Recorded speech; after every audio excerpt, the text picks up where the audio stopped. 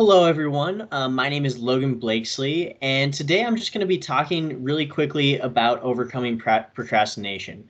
I am a mechanical and biomedical engineer. I'm a senior here at CSU, and this is being done through Tilt Academic Success Workshops. So, there are a lot of reasons that students tend to struggle with procrastination. I've been there. I'm sure you've all been there. It's something that's really easy to fall into. And one of the biggest reasons for that procrastination is just the feeling of being overwhelmed by a really busy schedule. Now, this semester, this year, ever since this pandemic happened, that's been more pronounced than ever. It's been a challenging semester and/or year for a lot of students. And the fact of it is, managing time is hard. You have online and in-person classes to attend. You have all these different schedules. It can be kind of hard to maintain routine. The other thing about online class is you don't have like a designated school space. You have to create your own, and kind of the demarcation between your study space and where you relax is really hard, and it makes it hard to separate relaxing from working. Lots of times we also just think that there's more than enough time, and we tend to overcommit ourselves, especially when it feels like we can watch classes and kind of move at our own pace with the online format. Now, another reason for procrastination is the feeling of things having to be perfect. So that's a really common issue for a lot of people. We don't want to start our assignments because we're worried that once we start, we're not going to get it exactly right. So some things we can do to avoid that are just stay organized, set our own deadlines, try and redefine what success means to you, right? So set reasonable expectations for yourself and then try to exceed those expectations rather than feeling pinned down by having unreasonable goals for yourself.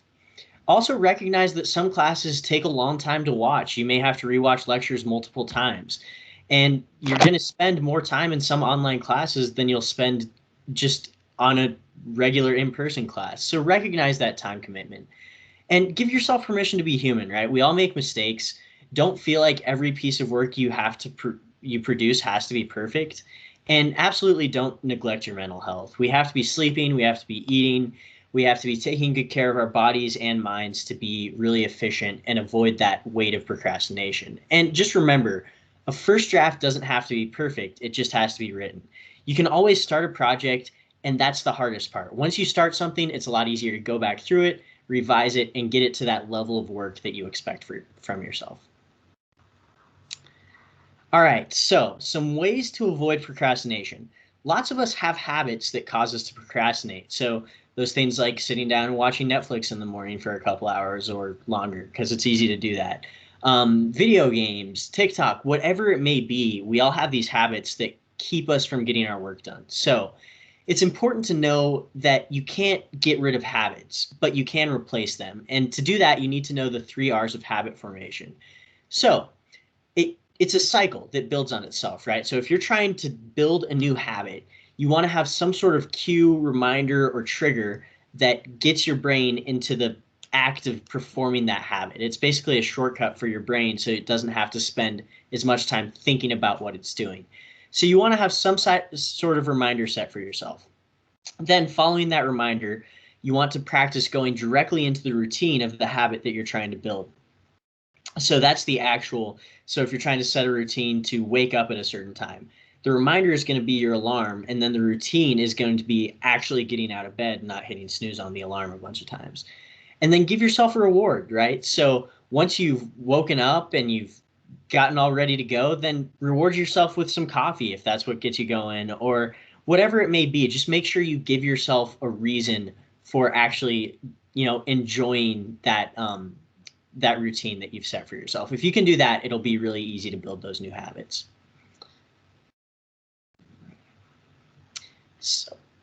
So another thing that's really important, since we're spending so much time at home and not in class, is learning how not to procrastinate at home. And this is important even during regular classes when they do come again, and they will come again. But procrastinating at home is really easy to do because we have all our distractions right in front of us. So some things you can do to alleviate that difficulty is set up your workspace in the least distracting room you have available to yourself. So make it not cluttered. Make sure there's not things behind your workspace that are distracting you from getting your work done. And just make sure you have all the things that you're going to need to do the assignment or studying that you're trying to do right in front of you, so you don't have to be leaving and going out to places where your roommates might be, where it's easy to get distracted. Also, make a schedule for yourself, right? So make a list every night before bed of everything that's due the next day. And then as you get those things done, you can check them off that list, and that builds momentum, helps you stay focused on the tasks that you need to get done. Also, make sure you set a start and end time for your schoolwork. So just like a normal work day, you want to make sure that you're marking off when you're relaxing and when you're working. If you set a time to get your work done and you actually do it, it'll make your relaxation time that much more enjoyable. And this is a big one. This is one that I've found a lot of success with, but set earlier deadlines for yourself. So that way you have a little bit of leeway. If you're just going with the deadlines that are in Canvas or, your exam dates for getting things done, if something does come up that's unexpected, or you just end up procrastinating a little bit more than you wanted to, you're not going to have any give, right? You're going to be up against that wall. And so if you set your own deadline, then if something unexpected happens, you do have a little bit of play and you can still get things done. And also just make sure you're including every activity you got to do. We have to do things for ourselves to, be ready. We have to shower, we have to eat, we have to brush our teeth. Sometimes we have to go to the grocery store. Just make sure you're including those mundane tasks in your to-do lists. All right, and now we're going to talk about some strategies. So these are just time saver strategies. View this as a toolbox. Pause it on this slide if you need to. But just go through this checklist and honestly evaluate how you're spending your time. Set a weekly schedule until your final exams. I think that that's really important, is just knowing what you have coming each week. So when you have busier weeks, you can plan around that. Try to accomplish the most challenging task first, if that's what works for you. For some people, that builds momentum. And remember, if you allow yourself to be distracted, you will always have distractions. That's part of the time that we live in. We have these mobile devices that are literally designed to distract us. We have so many other things going on. If you live with roommates, that's a distraction. So you always have the opportunity to be distracted, and it's always on you to minimize that opportunity.